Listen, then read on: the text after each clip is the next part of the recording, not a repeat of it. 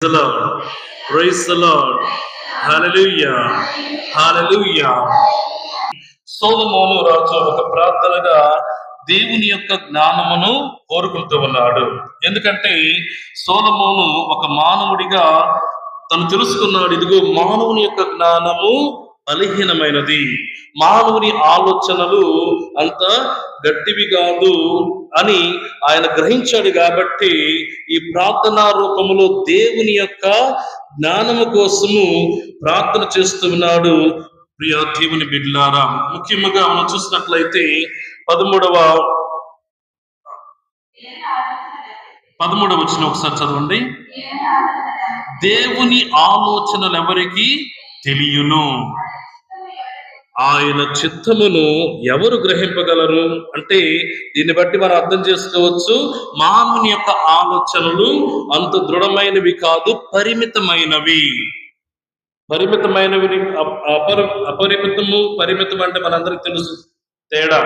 పరిమితమైనవి అంటే దానికి ఒక లిమిట్ అనేది ఉన్నది, దేవుని గురించి ఎక్కువగా ఆలోచన చేయలేడు. కానీ దేవుని యొక్క శక్తితో, దేవుని యొక్క జ్ఞానంతో మానవుని ఆలోచనలు మార్పు రావచ్చు, దేవుని గురించి కూడా అర్థం చేసుకోవచ్చు. అందుకని సొలొమోను రాజు దేవుని యొక్క జ్ఞానము కోసము ప్రార్థన చేస్తూ ఉన్నాడు. ప్రభువా, మాకు ఇచ్చినటువంటి జ్ఞానముతో మేము మిమ్మల్ని అర్థం చేసుకోలేము, మాకున్నటువంటి జ్ఞానముతో, కాబట్టి మీరు మీ యొక్క జ్ఞానమును మాకు దయచేయండి అని అర్థిస్తూ ఉన్నాడు. ప్రియ దేవుని బిడ్డలారా, మనిషి ఆలోచనలు బలహీనమైనవి. కాబట్టి మన యొక్క ఆలోచనలు బలహీనముగా ఎప్పుడైతే ఉంటాయో మన యొక్క ప్రణాళికలు కూడా స్థిరముగా ఉండవు. మనము తీసుకుని లేదా చేసే ప్రతి ఒక్క ప్రణాళిక కూడా స్థిరముగా ఉంటుందా? ఉండదు. ఆ ప్రణాళికలో ఏదో ఒక లోపము ఉంటుంది. అందుకని ముందుగా మనం దేవుని యొక్క జ్ఞానమును కోరుకోవాలి. దేవుని యొక్క జ్ఞానం ద్వారానే మన యొక్క ప్రణాళికలు స్థిరముగా ఉంటాయి. మనం దేని గురించి, ఒక ఉదాహరణకి మనము వివాహం గురించి సిద్ధపడుతూ ఉన్నాం. అనేకమైనటువంటి ప్రణాళికలు ఉంటాయి. వివాహము చేసుకుపోయేటువంటి వారు, చేసేటువంటి వారి యొక్క జీవితంలో కూడా ప్రణాళికలు అనేవి ఉంటాయి. ఆ ప్రణాళికలు సరిగా స్థిరముగా ఉండాలంటే మన జ్ఞానము సరిపోదు, మన యొక్క ఆలోచనలు సరిపోవు. దేవుని యొక్క జ్ఞానము ఎంతో అవసరము. దేవుని యొక్క జ్ఞానముతో మనము ఆ ప్రణాళికలు చేసినట్లయితే అవి స్థిరముగా ఉంటాయని సొలొమోను నమ్మాడు, విశ్వసించాడు. కాబట్టి దేవుని యొక్క జ్ఞానం గురించి కోరుతూ ఉన్నాడు. ప్రియ దేవుని బిడ్డలారా, అలానే మనము ఈ లోక విషయములను కూడా పూర్తిగా అర్థము చేసుకోలేము. అర్థం చేసుకోగలమా? కొన్ని విషయాలు ఎందుకు జరుగుతాయో మనకి తెలియదు. ప్రియ దేవుని బిడ్డలారా, ఒక పవిత్రమైనటువంటి జీవితాన్ని జీవిస్తున్నటువంటి వ్యక్తుల జీవితాల్లో అనేకమైనటువంటి శోధనలు, కష్టాలు, బాధలు వస్తూ ఉంటాయి. అవి వచ్చినప్పుడు నాకే ఎందుకు ఇలా జరుగుతూ ఉన్నది, నేను దేవునికి దగ్గరగా జీవిస్తూ ఉన్నాను, దేవుని వాక్యానుసారంగా జీవిస్తూ ఉన్నాను, అయినప్పటికీ కూడా ఎందుకు నాకే ఇలా జరుగుతూ ఉంటాయి అని అనేకసార్లు మనమే ప్రశ్నించుకున్నటువంటి సందర్భాలు అనేకం ఉండి ఉంటాయి. కాబట్టి ప్రియ దేవుని బిడ్డలారా, ఇక్కడ మనము ఈ లోకంలో జరిగిన విషయాలను పూర్తిగా అర్థం చేసుకోలేము. కాబట్టి దేవుని యొక్క జ్ఞానం మనకి కావాలి. Praise the lord, praise the lord, praise the lord. ప్రియ దేవుని బిడ్డలారా, దేవుని యొక్క జ్ఞానాన్ని దేవుని యొక్క ఆత్మ ద్వారా మనకి అనుగ్రహిస్తాడు. దేని ద్వారా? దేవుని యొక్క ఆత్మ ద్వారా మనకి అనుగ్రహిస్తాడు అనడంలో ఎటువంటి సందేహం లేదు. 17 వచనం ఒకసారి చదవండి. నీవు నీ జ్ఞానమును దయచేసనని తప్ప, పైనుండి నీ పవిత్రాత్మను పంపినని తప్ప నీ చిత్తమునెవడు తెలుసుకోగలడు. చూడండి, చాలా స్పష్టంగా మనకి సొలొమోను జ్ఞానగ్రంథం సెలవిస్తూ ఉన్నది. నీవు నీ జ్ఞానమును దయచేసినే తప్ప, నీవు నీ జ్ఞానమును మాకు ఇవ్వకపోతే, అలానే పైనుండి నీ పవిత్రాత్మను పంపిననే తప్ప నీ చిత్తమునెవడు తెలుసుకోగలడు. అంటే ప్రియ దేవుని బిడ్డలారా, దేవుని యొక్క చిత్తమును మనం తెలుసుకోవాలంటే ఖచ్చితంగా దేవుడు అనుగ్రహించినటువంటి జ్ఞానం మనకి ఎంతో అవసరము. ఆయన జ్ఞానము లేకుండా, ఆయన యొక్క పవిత్రాత్మ శక్తి మనలో లేకుండా ఆయన యొక్క చిత్తాన్ని మనము అర్థం చేసుకోలేము అని తెలుసుకున్నాడు సొలొమోను రాజు. తెలుసుకున్నాడు కాబట్టి, ఇదిగో ప్రభువా, నీవు నీ యొక్క పవిత్రాత్మ ద్వారా మాకు ఆ జ్ఞాన వరములను దయచేయండి అని అర్థిస్తున్నాడు.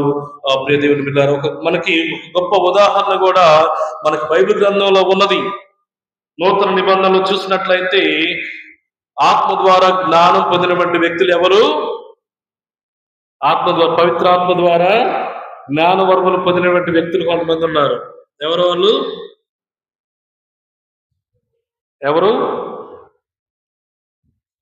అపోస్తలులు.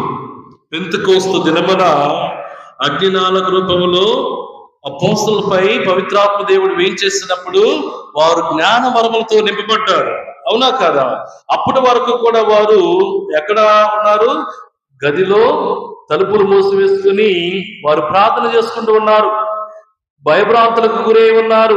ఎప్పుడైతే పెంతెకోస్తు దినమున ఆ పవిత్రాత్మ దేవుడు వారిపై వేయించేసి వారిని ఆవరించి ఉన్నాడో, వారు అద్భుతమైనటువంటి జ్ఞానంతో నింపబడ్డారని దేవుని యొక్క వాక్కు మనకు సెలవిస్తున్నది. ఆ తర్వాత వారు ఏ విధంగా ప్రవర్తించారు మనందరికీ తెలుసు. అపోస్తల కార్యములు చూసినట్లయితే వారు ఏం చేస్తున్నారు? అనేక ప్రదేశాలకు వెళ్ళి దేవుని యొక్క వాక్యాన్ని ధైర్యంగా, విశ్వాసంతో బోధించారు. వారికి ఎక్కడి నుంచి వచ్చింది ఈ జ్ఞానం? ఆత్మ, పవిత్రాత్మ వారిని ఆవరించింది. పవిత్రాత్మతో నింపబడ్డారు కాబట్టి దేవుని బిడ్డలారా, అప్పటి వరకు కూడా భయానికి గురైనటువంటి ఈ అపోస్తలులు 12 మంది కూడా ఆ తరువాత మేము మరణించిన క్రీస్తు కోసమే అన్నట్లుగా జీవించారు. అది మనం అపోస్తల కార్యంలో మనం చూస్తూ ఉంటాం ప్రియ దేవుని బిడ్డలారా. కాబట్టి ఈ యొక్క మొదటి పట్టణం ద్వారా మనం తెలుసుకోవలసినటువంటి సత్యాలు ఏమిటి అంటే, మానవుని యొక్క జ్ఞానం అనేది పరిమితమైనది. కాబట్టి అపరిమితమైనటువంటి జ్ఞానమును మనం పొందాలి అంటే మనం దేవుని మీద ఆధారపడి జీవించాలి. నరుడి మీద ఆధారపడి జీవించినట్లయితే అటువంటి ఆ జ్ఞానము పరిమితమైనదిగా మనం గుర్తించాలి. దేవుని యొక్క విలువలను మనం గుర్తించాలి అన్నా, దేవుని యొక్క జ్ఞానమును మనం అర్థం చేసుకోవాలన్నా కూడా ఆయన ఇచ్చినటువంటి ఆ యొక్క వరము, ఆ జ్ఞానవరంతోనే అది సాధ్యమవుతుంది అనేటువంటి సత్యాన్ని మనం ఈరోజు ఈ యొక్క మొదటి పట్టణం ద్వారా మనం తెలుసుకోవాలి. ప్రియ దేవుని బిడ్డలారా, మనము శాస్త్రము, విజ్ఞానం ద్వారా ఎన్నో విషయాలు నేర్చుకుంటూ ఉన్నాం. అవునా కాదా? శాస్త్రము, విజ్ఞానం ద్వారా అనేక విషయాలు. ఈరోజు ఈ బల్బు కనిపెట్టింది ఎవరు? కరెంట్. Thomas Edison. కరెక్టా కాదా? చదువుకున్న స్టూడెంట్స్ ఉన్నారు, చాలా మంది ఉన్నారు. బల్బు కనిపెట్టింది ఎవరు? Thomas Alva Edison. అలా చాలా మంది శాస్త్రవేత్తలు అనేకమైన విషయాలను కనిపెట్టారు. దేవుని బిడ్డలారా, కానీ మానవ జీవితపు ఎక్కడ ఎండ్ అవుతున్నదో, అంతిమ మానవుని యొక్క జీవితము ఎక్కడ అంతమవుతున్నదో, ఎక్కడికి వెళుతున్నదో ఎవరు కూడా ఇంతవరకు కనిపెట్టలేకపోయారు. ఆ జ్ఞానము మనకి ఎవరి ద్వారా వస్తూ ఉంటుందంటే దేవుని ద్వారా, పవిత్రాత్మ దేవుని ద్వారా మాత్రమే మనము ఆ యొక్క అంతిమ అర్థాన్ని మనం పొందగలము. మన యొక్క జీవిత లక్ష్యం అనేది ఎవరి ద్వారా? ఈ శాస్త్రవేత్తలు కనిపెడితే ఇంతవరకు కనిపెట్టలేకపోయారు. కానీ క్రీస్తు ప్రభు ఈ లోకానికి వచ్చాడు. ఈ లోకానికి వచ్చి ఈ లోకంలో ఒక సామాన్యమైనటువంటి వ్యక్తిగా జీవించాడు. జీవించడమే కాదు, ఆయన మనందరి కోసం మరణించాడు. మరణాంతరము ఆయన మరణాన్ని జయించి చూపించాడు. తద్వారా మనకి ఆ జ్ఞానాన్ని దయచేశాడు. ఇదిగో, నీవు కూడా నా పట్ల విశ్వాసాన్ని కలిగి జీవించినట్లయితే నీవు కూడా అంతిమ దినమున లేపబడుదువు, సమాధిలో నుంచి లేపబడుదువు. నీవు కూడా ఆ మరణాన్ని జయిస్తావని ఆ జ్ఞానాన్ని ఎవరిచ్చారు? క్రీస్తు ప్రభు ఇచ్చాడు మనకి. Praise the lord, praise the lord, praise the Lord. కాబట్టి ఇప్పుడు దేవుని బిడ్డలారా, ఒక శాస్త్రవేత్త గ్రహాలను తెలుసుకోవచ్చు, ఈ లోకంలో ఉన్నటువంటి ఈ యొక్క వస్తువులు ఏ విధంగా వచ్చాయో తెలుసుకోవచ్చు, కానీ జీవిత లక్ష్యం ఏమిటో పూర్తిగా తెలుసుకోలేడు. జీవిత లక్ష్యాన్ని ఎవరిస్తారు మనకి? దేవుడు ఇస్తాడు. దేవుని మీద మనము ఆధారపడి జీవించినప్పుడు, ఆయన పట్ల నమ్మకాన్ని కలిగి జీవించినప్పుడు ఆ సత్యాన్ని మనకి దేవుడు తెలియపరుస్తాడు. మన యొక్క జీవిత లక్ష్యం. ఏ శాస్త్రవేత్త కూడా ఒక వ్యక్తి మరణించిన తర్వాత ఏమైపోతాడో, ఎక్కడికి వెళ్తాడో ఇంతవరకు చెప్పలేదు. కానీ అనేక విషయాలు వారు కనిపెట్టారు, కానీ ఈ విషయం మాత్రం కేవలం దేవుని దగ్గరే ఆ యొక్క జ్ఞానం అనేది పెట్టుకున్నాడు ప్రియ దేవుని బిడ్డలారా. కాబట్టి ఈ విషయాన్ని మనం గుర్తు చేసుకోవాలి. మనం ఈ యొక్క పట్టణాన్ని మన యొక్క జీవితంలోనికి ఏ విధంగా అన్వయం చేసుకోవాలి, ఏ విధంగా అన్వయం చేసుకోవాలంటే కష్ట సమయంలో మానవ జ్ఞానంపై కాకుండా మనం ఎవరి జ్ఞానంపై ఆధారపడాలి? దేవుని జ్ఞానం మీద ఆధారపడాలి. మానవుని జ్ఞానం మీద ఆధారపడితే కొన్నిసార్లు ఏమవుతూ ఉంటుందంటే ఇంకా కష్టాలు పెరిగితే గాని తగ్గవు. కాబట్టి దేవుని బిడ్డలారా, కష్ట సమయాల్లో, శ్రమలలో, బాధల్లో నీవు ఉన్నప్పుడు నీవు దేవుని జ్ఞానం మీద ఆధారపడి జీవించు. తప్పకుండా దేవుడు నీ యొక్క కష్టాలను, బాధలను తొలగిస్తాడని మనము తెలుసుకోవాలి. అలానే ఏ నిర్ణయం తీసుకోబోయే ముందు కూడా దేవా నీ చిత్తమే జరగాలి అన్నట్లుగా మన యొక్క నిర్ణయాలు ఉండాలి. నిర్ణయాలు తీసుకుంటాం, కానీ ఆ నిర్ణయాలు తీసుకున్న తర్వాత మనము మన యొక్క ప్రార్థన ఏ విధంగా ఉండాలి అంటే, ప్రభువా నీ చిత్తమే జరుగునుగాక అన్నట్లుగా మన యొక్క ప్రార్థన ఉన్నట్లయితే తప్పకుండా ప్రభువు మనకి ఎటువంటి హాని చేయడు, ఎటువంటి చెడు కీడు కోరుకోడు. ఎందుకంటే ఆయన ప్రేమామయుడు, దయామయుడు, కరుణామయుడు.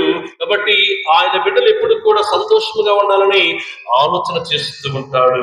కాబట్టి దేవుని బిడ్డలారా, మనం ఎప్పుడు నిర్ణయం తీసుకున్నా కూడా ప్రభువా ఈ నిర్ణయము నీ చిత్తానుసారంగా ఉండాలి అన్నట్లుగా మన యొక్క నిర్ణయాలు ఉండాలి. ఎందుకంటే ఆయన జ్ఞానము అమోఘము, ఆయన జ్ఞానము చాలా గొప్పది. అటువంటి జ్ఞానంతో నిర్ణయాలు తీసుకున్నప్పుడు ఖచ్చితంగా మన యొక్క నిర్ణయాలు సఫలీకృతమవుతాయి, ఫలితాలను తీసుకుని వస్తాయి అన్నట్లు ఎటువంటి సందేహం లేదు.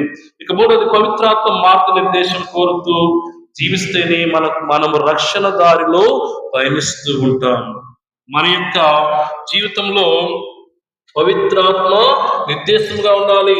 మన యొక్క విషయాల్లో ఎవరు నిర్దేశించాలి అంటే పవిత్రాత్మ శక్తితో మన యొక్క నిర్దేశాలను తీసుకున్నట్లయితే మనము రక్షణ మార్గం వైపు ప్రయాణిస్తున్నట్లుగా ఉంటుంది ప్రియ దేవుని బిడ్డలారా. కాబట్టి ఈ విషయాల్ని మనకి నాటి మొదటి పట్టణం చాలా స్పష్టముగా తెలియపరుస్తూ ఉన్నది. జ్ఞానం అనేది మనకు రక్షణకు దారిని చూపిస్తూ ఉంటుంది. కాబట్టి అటువంటి జ్ఞానం ఎవరి దగ్గర ఉంటుంది? దేవుని దగ్గర ఉంటుంది. కాబట్టి అటువంటి జ్ఞానాన్ని మాకు దయచేయండి ప్రభువా అని సొలొమోను ఏ విధంగా ప్రార్థించాడో మనము కూడా అటువంటి జ్ఞానం కోసమే ప్రార్థన చేయాలి. ఈ లోకానికి సంబంధించిన జ్ఞానం కోసం ప్రార్థన చేసినట్లయితే ఈ లోక జ్ఞానము బలహీనమైనది. ఈ లోకానికి సంబంధించినటువంటి మనం కూడా మన యొక్క ఆలోచనలు కూడా బలహీనమైనవి. కాబట్టి దేవుని ఆలోచనల కొరకు మనము ప్రయాసపడాలి, ప్రార్థించాలి. ఆ విధంగా చేసినట్లయితే మనం తీసుకునే ప్రతి నిర్ణయము, మనం చేసే ప్రతి ఒక్క పని కూడా అద్భుతంగా ఉంటుంది, దేవుని బిడ్డలారా ఫలిస్తుంది అనే సత్యాన్ని ఈరోజు మొదటి మన తెలియపరుస్తున్నది.